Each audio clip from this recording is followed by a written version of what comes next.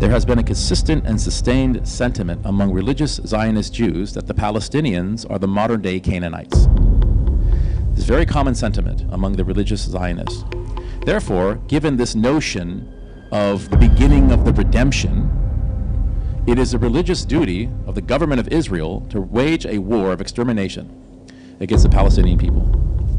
And this is what we are seeing right now in all of its horror. This is radical Judaism. They are preparing the land for their Messiah. So I encourage people to look up Gush Emunim, the Coalition of the Faithful. This was an ultra-nationalist, Orthodox Zionist movement found in the 1970s in Israel, founded by students of Yehuda Kook, director of the Merkaz Harav, and the son of the infamous, I should say, Rabbi Abraham Kook. In the minds of these religious Zionists, the Israeli government has a religious duty to implement mitzvah number 528 and utterly destroy the Palestinians in some form or fashion. They believe that the coming of their Mashiach can be hastened through a continued aggression, conquest, and settlement of Palestinian territories. And this aggression will culminate in the coming of their Messiah. As an organization, Gush Emunim no longer exists, but their ideology has permeated government officials in Israel. Gush Emunim also championed what's known as the Greater Israel Project, Eretz Yisrael Hashlema. This idea that it is the religious duty of the Israeli government to fully annex all Palestinian territories, as these constitute Greater Israel. Meir Kahane and Baruch Goldstein were staunch advocates of Greater Israel. And guess what? The political party known as Likud is full of extremely dedicated religious Zionists and Greater Israel advocates. Of course, Likud's chairman is Netanyahu, who has also been Prime Minister of Israel since 2009. And so he's surrounded by these radical Jews.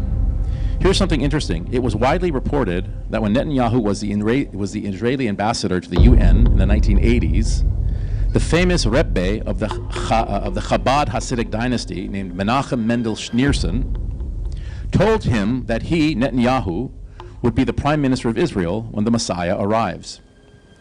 In 1990, and this is documented, somebody said...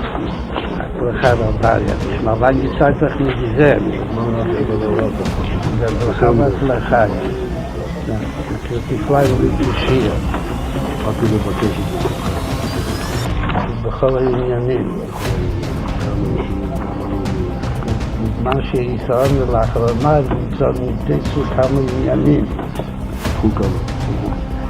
מה שלא יעוד, וגם מצא שעדיין משיח ליבו. אז הייתה מה שהוא ומה הביאתו. הכנראה שהיא מספיק, כאילו שהיום כבר שוד, כמה שוד בליל ועדיין ליבו. אבל יש עוד כמה שעות, אבל יש להשתדל גם היום. What are you doing? There's a few hours left in the day. What have you done? Oh, working on it. This is 1990. Schneerson died in 1994. And by the way, many Zionists consider Greater Israel to be all of the land between the two rivers, the Nile and Euphrates.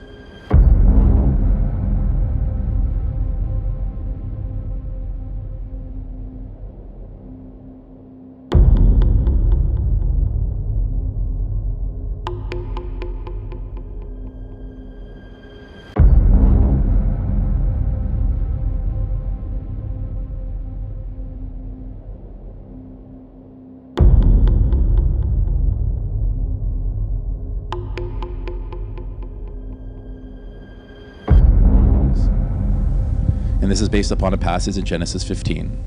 So Gaza, West Bank, Golan Heights, that is the tip of the iceberg. Greater Israel, half of Egypt, all of the Levant, half of Iraq.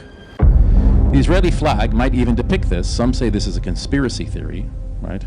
That's how they want to, if you're labeled a conspiracy theory, it's called a thought stopper. People who think outside the box, right? In other words, smart people. They're, oh, you're a conspiracy theorist. That's supposed to stop their thinking. Oh, I don't want to be that. When you think about it, everything's a conspiracy anyway, right? Everyone's a conspiracy theorist. But if you look at the Israeli flag, there are two blue lines, the two rivers, and then a Star of David in the middle, Nile, Euphrates. So the radical Zionist Jews believe that they can use divinely sanctioned violence to essentially prepare the land for the Messiah. for the coming of the Geula, the messianic redemption.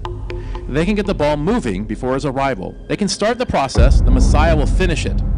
And again, we see that the plain and obvious policy that the Israeli government as a whole is applying to the Palestinians in Gaza, as well as the West Bank, because they want the Temple Mount, this policy cannot be described as anything other than cherem. This is cherem in 2023. They are preparing the land for the Messiah. They're offering their king a massive human sacrifice.